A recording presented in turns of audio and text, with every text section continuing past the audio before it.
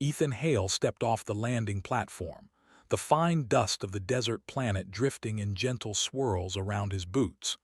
The wind was dry, carrying the faint scent of minerals baked in the sun for centuries. The planet, designated as GX-419, had been marked by the Galactic Coalition as uninhabitable, lifeless, and devoid of value. Ethan was alone, a lone reconnaissance soldier tasked with recording environmental readings, testing atmospheric sensors, and confirming that the planet remained empty. Nothing more than a routine mission, one that had no expected surprises. He adjusted the straps on his pack and started across the sand, the soles of his boots sinking slightly into the warm surface. The sun hung like a pale coin in the sky, unmoving, indifferent. All around him stretched rolling dunes, broken rock formations, and the occasional remnants of structures that once belonged to a civilization long forgotten. He had seen abandoned outposts like this on other worlds, but something about this place felt different. It was silent but not empty. There was a sense of memory here, of something that had once thrived, now reduced to quiet ruins. As Ethan navigated through a series of collapsed buildings, he noticed a faint movement among the debris. At first he thought it was the wind, or maybe a trick of the sunlight. But then he saw a tiny hand emerge from a pile of dust and broken metal. Ethan froze. He had been trained to scan for life signs, but in a place like this, anything alive would be extraordinary. Carefully he knelt and brushed away the sand. Beneath the rubble was a small figure, barely larger than a child's hand but unmistakably alive. It was an alien. The figure stirred weakly, its large eyes fluttering open. Ethan's scanner confirmed it. A dwarf species, one known to the Coalition only through old data files, and one considered genetically flawed by their own kind. The reports had described them as a dying line, unfit for the demands of space travel or planetary colonization. This little being had been left behind, and it was clear why. The tiny alien woman had survived this long only by sheer luck and determination. Ethan didn't hesitate. He gently lifted her into his arms, feeling the fragile pulse of life beneath the thin covering of sand. The alien woman opened her mouth and a faint series of clicks and hums escaped her. His translator flickered to life, struggling to process the language. "Who are you?" he asked softly. The device rendered a single word: Kyrth. Kyrth, Ethan repeated, letting the name roll across his tongue. It was small, delicate, yet it carried a strength he could not yet understand. She seemed exhausted, almost translucent under the desert sun, and her tiny hands gripped his finger instinctively. Ethan felt a surge of determination. Orders and protocol faded in his mind. This being should not die, not on his watch. He carried Kyrth back to his mobile habitat, a compact shelter capable of sustaining him for weeks if necessary. Inside, the air felt cool and familiar, a stark contrast to the harsh heat outside. He laid her down on a soft bed of synthetic fibers and checked her vital signs. They were faint, but steady. Water and nourishment were priority. Ethan prepared a nutrient gel, offering it carefully. Kyrth's small hands reached for it, and she ate slowly, the life returning to her eyes in small increments. Ethan sat back and watched her. The Coalition considered such individuals insignificant, a species beyond redemption or worth. Yet here she was, clinging to life against all odds, and he could see it. Kyrth was intelligent. Her eyes, though tiny, had depth.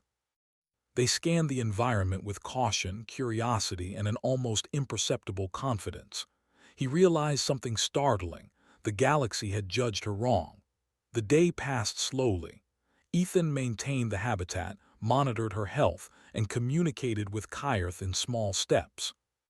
Her language was complex, filled with melodic clicks that his translator struggled to interpret. Yet through gestures, expressions, and minimal words, they began to understand one another. She pointed to a data pad he had brought from the outpost, and he offered her control. Hesitantly, she touched the interface, her small fingers moving with precision and intuition. To Ethan's astonishment, the device lit up, responding to commands she had not been trained to operate. Hours passed like minutes as Ethan watched Kyrth explore the environment. She moved with care, curiosity, and a quiet determination. She did not speak of the others, her people who had left her behind. Ethan did not ask. He simply provided shelter, water, and food and waited. The human instinct to protect overrode every regulation and order he had ever known. In a galaxy where efficiency often meant abandonment, he chose the opposite. Night fell over the desert. The temperature dropped sharply, and the wind carried a chill that seeped through the walls of the habitat. Ethan adjusted the heating system and placed Kyrth near the warmth. She curled up like a small bundle, her eyes closed but her breathing steady. For a long time he watched the sensors, checking oxygen levels, temperature, and radiation readings. The planet was harsh, yet it had not claimed her life. Ethan found himself reflecting on what it meant to be human. His species had survived countless challenges, not because they were the strongest or fastest, but because they cared, because they refused to abandon one another. And now, here he was, demonstrating that same principle to an alien being that no one else valued. He smiled faintly. Perhaps this was the true essence of humanity, distilled into a single act of defiance against neglect. As the night deepened, Kyrth stirred.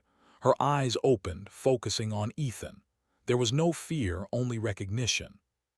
She extended her tiny hand, and he took it in his. The gesture was simple but profound.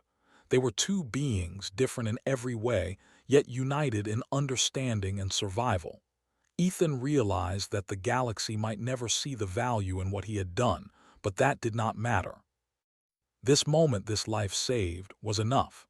The following days were filled with careful routines. Ethan tended to Kyrth, guiding her in hygiene, nutrition, and basic habitat operations. She began to communicate more, her clicks and hums gradually forming patterns that his translator could decipher. Each interaction revealed new layers of intelligence, patience, and insight. Kyrth was not weak, nor was she merely a survivor. She was a thinker, a problem solver, and an observer of systems. Her mind worked differently, perceiving patterns that escaped even advanced human sensors. One morning, while checking the external sensors, Ethan noticed a faint energy signature beneath the sand near the outpost ruins. Kyrth's attention snapped to it instantly. She pointed, her movements precise and urgent. He followed her direction, digging carefully in the shifting dunes. Beneath the sand, they uncovered the remnants of an alien device, intricate and ancient. Kyrth examined it, her small fingers moving across the surface, deciphering its function in ways that astonished Ethan. The device activated under her guidance, emitting a soft hum and projecting a holographic map of the surrounding desert. Ethan realized that this world had once been more than a barren wasteland. It had been a hub of knowledge, a place of technology and civilization that time had forgotten. And Kyrth, the one left to die, was capable of understanding it. She had survived not because of strength or size, but because of her mind. Ethan felt a renewed sense of purpose. The Coalition's labels, their assessments, their judgments, none of it mattered in the face of what he had discovered. Humanity's greatest strength was not in weapons, numbers, or efficiency. It was in the choice to value life, to see potential where others saw none. By saving Kyrth, he had acted on instinct, compassion, and the belief that every life mattered. As the sun dipped below the horizon, painting the desert in shades of amber and gold, Ethan and Kyrth stood side by side. The wind carried whispers of the past, the echoes of a civilization that had long vanished. Yet here, in this moment, there was life, intelligence, and a bond that transcended species. The night sky stretched endlessly above, filled with stars that no one had yet reached, and Ethan felt the weight of possibility. Kyrth looked up at the stars and made a sound that Ethan's translator rendered simply as hope. He nodded, understanding without needing more words. Together, they would face the challenges of the desert world, uncover its secrets, and redefine what it meant to survive. Humanity had not abandoned her, and in doing so, they had revealed something profound. Compassion, understanding, and intelligence could defy even the harshest of worlds. And so, the first chapter of their journey came to a close, not with conflict or violence, but with life preserved, trust formed, and the quiet triumph of human choice. Ethan knew that the galaxy might never hear of this small victory, but it did not matter. He had done what was right, and in the process, he had discovered that humanity's true power lay not in its technology or soldiers, but in its capacity to protect, nurture, and recognize the value of those who others had cast aside. The morning sun rose slowly over the desert, casting long, golden shadows across the sand. Ethan Hale stirred in his compact habitat, careful not to wake Kyrth, who lay curled in her small bed, eyes half closed but attentive. Even after days together, the alien woman remained cautious, as though the desert itself had shaped a wariness no human could easily break. Yet there was also a quiet determination in her gaze, a spark that drew Ethan's curiosity. He moved to the data pad and reviewed the holographic map they had uncovered the day before. The device had activated under Kyrth's guidance, projecting faint lines of light over the shifting dunes, revealing structures buried beneath centuries of sand. It seemed the desert hid more than just ruins. There were patterns, tunnels, and chambers, all waiting to be explored. Ethan's heart raced at the possibilities, but he restrained himself. They could not rush. Survival came first. Ethan, Kyrth's tiny voice broke the silence, melodic and precise. She had climbed onto a work table to examine the map more closely. Her fingers traced faint lines in the air, the holographic projections responding as if she were speaking to them directly. Here, system, broken, needs repair. Ethan knelt beside her, watching the small hands move with uncanny precision. "Do you understand how it works?" he asked, genuinely curious. The translator flickered, giving only a partial answer. "Sense, pattern, fix possible." Ethan smiled faintly. Humans had always relied on their minds to overcome impossible odds, and here was a being from a species dismissed as weak, showing the same talent. Kyrth had survived the desert not through strength, but through understanding. That understanding was now guiding them to technology no one else could comprehend. They began their work. The device was delicate, a lattice of wires, crystals, and unknown circuits buried under sand and corrosion. Ethan followed Kyrth's instructions carefully, holding tools as she indicated, her small hands moving faster and more confidently than he expected. She did not rush. Her movements were precise, deliberate, and intelligent. Every time the device hummed faintly or responded to her touch, Ethan felt a thrill of discovery. Hours passed. The sun climbed higher, burning the sky into a pale white dome. Sweat beaded on Ethan's forehead, but he paid little attention. His mind was focused on Kyrth and the device. He realized that the tiny alien had an ability humans rarely saw. She could intuitively understand systems, patterns, and processes that defied conventional logic. It was as if the device spoke to her, and she responded not with learned commands, but with instinct, insight, and imagination. When the device finally activated fully, it projected a more detailed map. Beneath the desert were tunnels and chambers, some large enough for humans to walk through, others so small only Kyrth could enter. Ethan studied the holograms, astonished at the complexity. "This is incredible," he said. "No records, no previous explorers.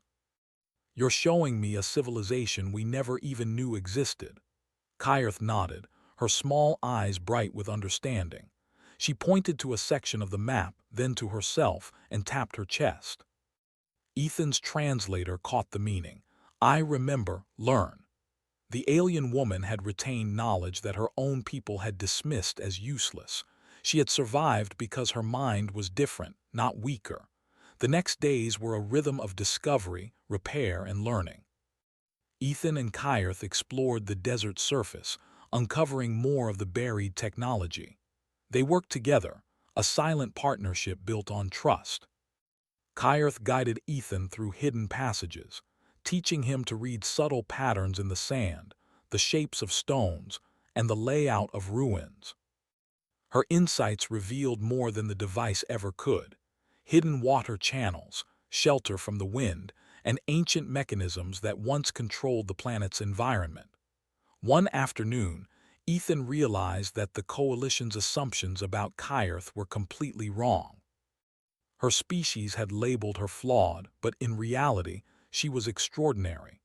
Her intelligence and intuition were unmatched, and her understanding of systems surpassed many advanced AI programs. Humanity had judged her as weak, yet she demonstrated qualities humans themselves prized: curiosity, persistence, and the drive to improve her surroundings. Ethan felt a surge of pride, not for himself but for Kyrth. She was a living example of how the galaxy's measures of value could be blind, flawed, and short-sighted. As the sun dipped low on the horizon, painting the desert in deep oranges and reds, Ethan and Kyrth returned to the habitat. Exhausted, yet invigorated by their progress, they prepared for the night. Kyrth curled up in her small bed, while Ethan checked the external sensors. That's when he noticed something unusual: a faint energy signature moving across the desert. It was subtle, almost imperceptible, but distinct. "Something's coming," Ethan said, his voice steady but alert. He activated the habitat's scanners, searching for life signs or vehicles. There was nothing obvious, just a subtle shift in energy patterns. Kyrth, however, seemed to sense it immediately. Her small body tensed, her eyes scanning the horizon. She pointed, and Ethan followed her gaze. The signal was coming from beneath a nearby dune, from an area they had not yet explored. Ethan grabbed a portable sensor and followed Kyrth into the dunes. As they approached, the energy reading strengthened. Kyrth examined the sand carefully, her fingers brushing across the surface in patterns Ethan could not understand. Finally, she pointed to a small hatch, partially buried and obscured by sand. With careful effort, Ethan cleared the sand to reveal a metallic panel. The hatch opened easily under Kyrth's guidance, revealing a staircase leading downward. Inside, the air was cooler, still, and heavy with the scent of old machinery. Ethan switched on his portable lights, illuminating walls covered in alien glyphs and circuitry. Kyrth's eyes glowed softly in the reflected light as she moved ahead, guiding him through the narrow corridors. The space was clearly part of the same ancient system they had begun to uncover, a network of chambers and tunnels designed for functions now lost to time. Hours passed as they explored. Kyrth demonstrated an uncanny ability to interact with the technology. She pressed small switches, tapped the walls, and traced patterns in the air. Slowly, a central console came to life, projecting holographic data streams and intricate schematics. Ethan watched in awe. The system seemed self-aware, responding to Kyrth's presence. She interpreted the streams with ease, her small fingers dancing across controls that humans could barely comprehend. "Ethan," she said softly, pointing to a specific sequence of lights and symbols. The translator rendered it roughly: important, purpose, learn. Ethan realized she was showing him a key part of the system, something vital that had been hidden for centuries. With her guidance, he began to understand the mechanisms controlling environmental regulation, resource distribution, and storage within the tunnels. It was sophisticated, elegant, and efficient. The realization hit him hard. This planet had once been a hub of knowledge and technology, abandoned not because it failed, but because its creators had vanished or moved on. And Kyrth, the very being the galaxy had dismissed, was the only one capable of restoring even a part of it. The weight of that knowledge pressed upon him. Humanity had often relied on tools, weapons, and brute force to survive, but here, survival depended on understanding, intuition, and the willingness to value the overlooked. Days turned into weeks. Ethan and Kyrth worked tirelessly, mapping the tunnels, repairing key systems, and uncovering hidden archives. Kyrth's abilities astonished him repeatedly. She predicted the behavior of devices, found shortcuts through labyrinthine passages, and even restored sections of the system that had been thought irrecoverable. Ethan came to rely on her guidance, following her instructions with complete trust. One evening, as the twin moons rose over the desert, casting silver light across the dunes, Ethan looked at Kyrth and realized something profound. The galaxy had labeled her unworthy, but she embodied the very qualities humans celebrated: intelligence, resilience, curiosity, and the courage to survive against impossible odds. He understood that humanity's true strength lay not in its physical prowess or weapons, but in its ability to see value where others saw none, to nurture potential rather than discard it. Kyrth paused at a junction in the tunnels, her small hands resting on the walls. She looked at Ethan, her eyes reflecting the faint glow of the holographic displays. The translator interpreted a single word: together. Ethan smiled, understanding immediately.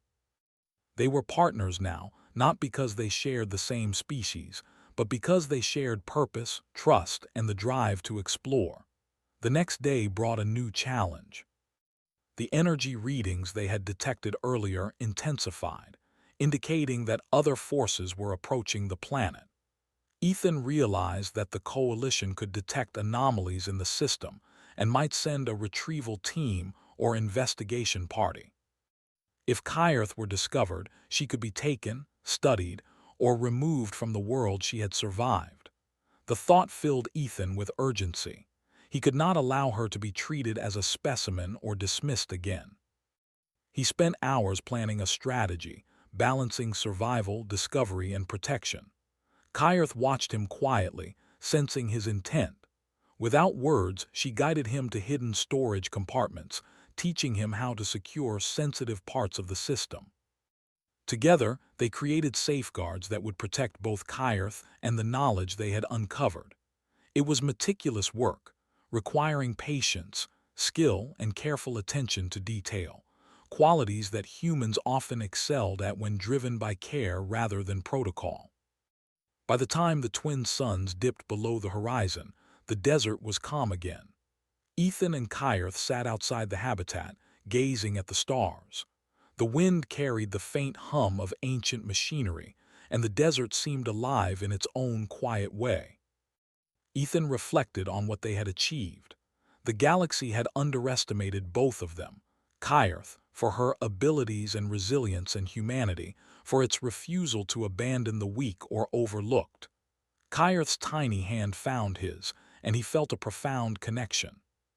It was not just survival, it was understanding, respect, and the recognition of worth where others had failed to see it. Ethan knew that whatever came next, whether the coalition arrived or new challenges emerged, they were ready.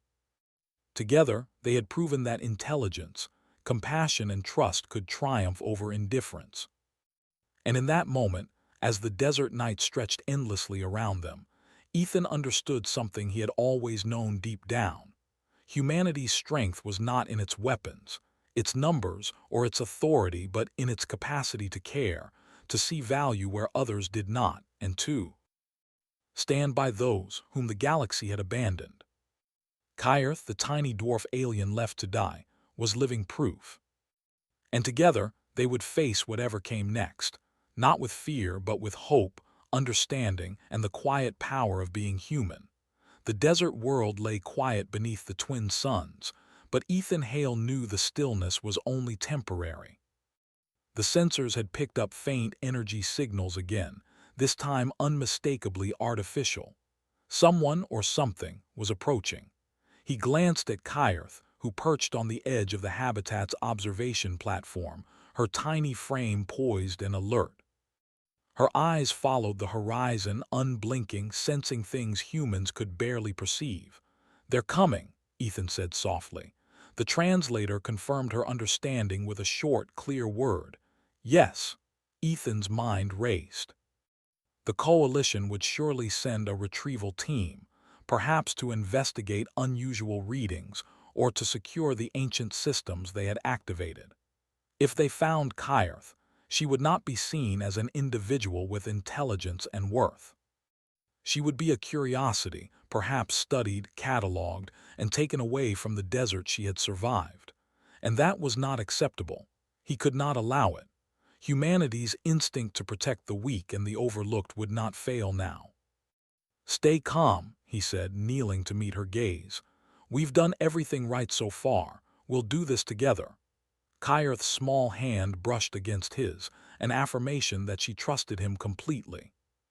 Together, they began preparations, securing the most sensitive parts of the ancient systems.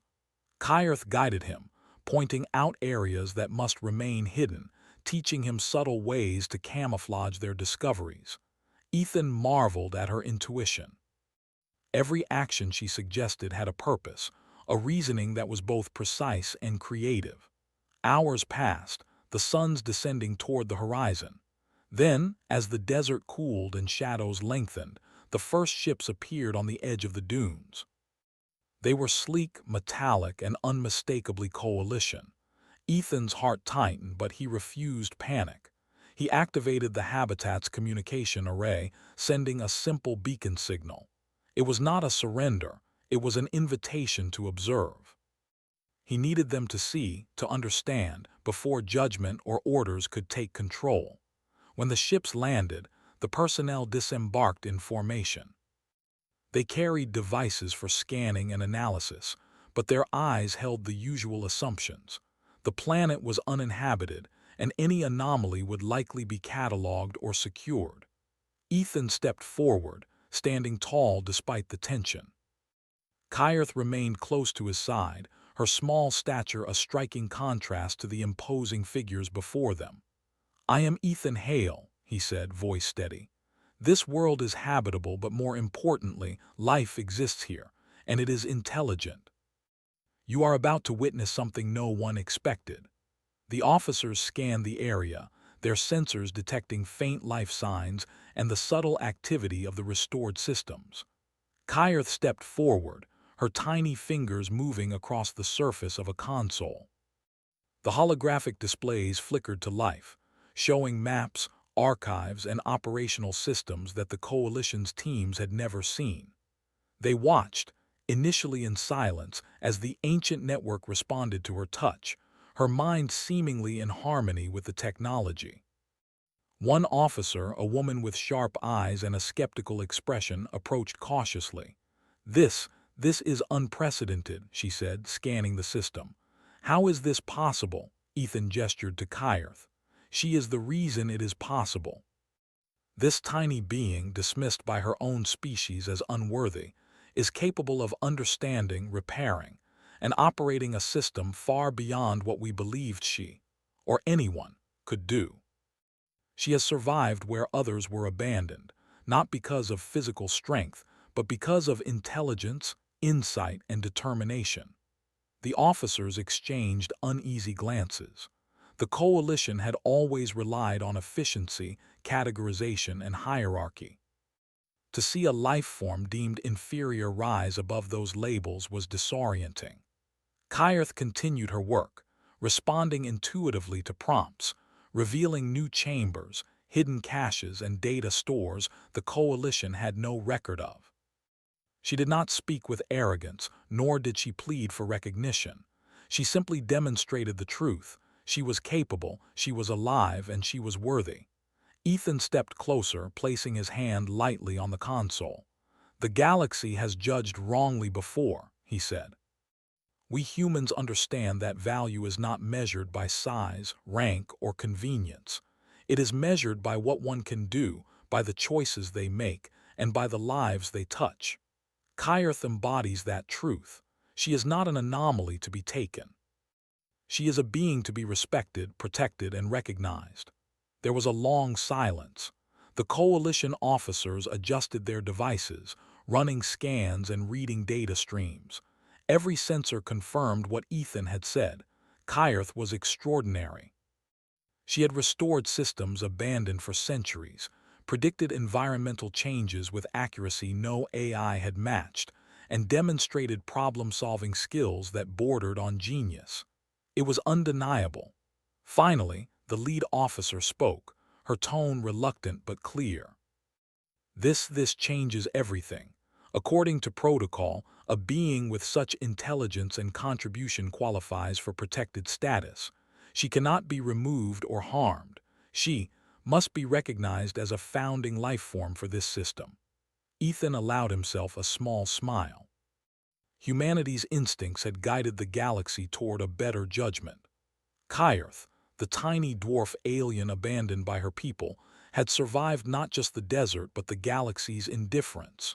She was now seen as a pioneer, a protector, and a mind of unmatched value. Kyrth tilted her head, blinking slowly at the humans surrounding her. She did not speak in words they could easily understand, but the translator captured her essence. See me. Ethan reached down, lifting her gently into his arms. They see you, he said softly. They finally see you. Over the following weeks, the coalition adjusted its stance on GX-419. Researchers, scientists, and diplomats visited, but none interfered with Kyrth's autonomy. Instead, they observed, learned, and documented. Kyrth guided them, teaching what she had discovered, showing the importance of trust, cooperation, and intelligent curiosity. Ethan remained by her side, proud not only of her achievements but of what humanity had accomplished through their choices. As days turned into months, GX-419 transformed. The ancient systems restored by Kyrth began to function once more, stabilizing the environment, revealing hidden resources, and creating sustainable conditions for life. What had been a barren desert became a hub of learning and exploration, all guided by the mind of a tiny alien woman and the steady support of a human soldier who refused to abandon her. Ethan often reflected on the journey. He remembered the day he first found Kyrth under the rubble, how fragile and small she seemed, how easily she could have been overlooked or dismissed. And yet, through patience, empathy, and determination, he had chosen to protect her, to trust in her abilities, and to recognize her value when others had failed. That choice had changed everything, not just for Kyrth, not just for himself, but for the galaxy. One evening, as the sun set in a blaze of amber and violet, Ethan and Kyrth sat atop a dune overlooking the restored desert complex. The wind was soft, carrying the scent of minerals and machinery, mixed with the faint sweetness of alien flora emerging from newly stabilized soil. Kyrth's small hand rested in his, her eyes reflecting the colors of the sky. "Look at what you've done," Ethan said quietly. "Not just the systems, not just the maps, but this everything. The galaxy has never seen anything like it." Kyrth's gaze lifted to the stars, her tiny body radiating calm confidence. She made a sound the translator captured as home. Ethan smiled. He understood immediately. The desert, the systems, the journey, they had built a place where she truly belonged. Humanity had refused to abandon her, and in doing so they had created a home, a sanctuary, and a new chapter for the galaxy to witness. The coalition, too, learned from this experience. The story of Ethan Hale and Kyrth spread, not as a tale of conquest or conflict, but as an example of what humanity could bring to the galaxy: empathy, understanding, and the recognition of potential where others saw weakness. Human actions had rewritten expectations, teaching that strength is not only physical but moral, intellectual, and compassionate. Months later, the restored systems had begun to transmit knowledge beyond the planet. Other species, initially skeptical, came to witness Kyrth's abilities firsthand. They marveled at the tiny being who had mastered technology long abandoned and overlooked. Guided by the steadfast support of a human soldier, who refused to follow protocol when it would have meant abandoning life. The galaxy began to change slowly, as more civilizations recognized that value was not always obvious, and that humanity's greatest power lay in seeing the worth of the overlooked. Ethan watched these developments quietly. He did not seek recognition or reward. He had acted according to instinct, guided by compassion and the belief that life, any life, was worth protecting. Kyrth, for her part, continued to explore, learn, and teach, her presence a testament to resilience, intelligence, and the quiet power of being seen and valued. One evening, as the twin moons rose once again over the desert, Ethan and Kyrth stood together on the highest dune. The winds carried the soft hum of ancient systems, the whispers of knowledge waiting to be discovered, and the promise of new beginnings. Kyrth's eyes glowed faintly in the moonlight, reflecting both understanding and hope. Ethan placed a hand on her small shoulder. "We did it," he said softly. "Not because of power, not because of authority, but because we chose to care. That is humanity. That is why we survive and why we make a difference." Kyrth made a quiet sound, a melody of agreement that the translator rendered simply as together. And together they looked out over the desert, a world once abandoned, now alive with possibility. Humanity had shown the galaxy that caring, recognizing potential, and refusing to discard life were not weaknesses. They were the strongest, most enduring traits of all. The desert night stretched endlessly before them, filled with stars that promised exploration, discovery, and connection. Ethan and Kyrth, human and dwarf alien, stood as equals, partners, and pioneers. Their story was a quiet triumph, a testament to intelligence, empathy, and the moral courage that defined humanity. The galaxy had witnessed something extraordinary, not because of conflict or conquest, but because of compassion and understanding. And so GX419, the desert world once thought lifeless, became a symbol, not of technology or dominance, but of what the galaxy could achieve when one soldier chose to save a tiny, abandoned alien, and when humanity refused to abandon life, even when the odds were against it. In that quiet, enduring choice, the universe learned a truth it would not soon forget, that humanity was capable of greatness, not only through strength, but through care, insight, and the unwavering recognition of value in those whom others had dismissed. The night deepened, the stars brightened, and the wind carried a soft whisper across the dunes. Together, human and alien, they had changed the galaxy, proof that even the smallest life, when nurtured and respected, could illuminate the cosmos.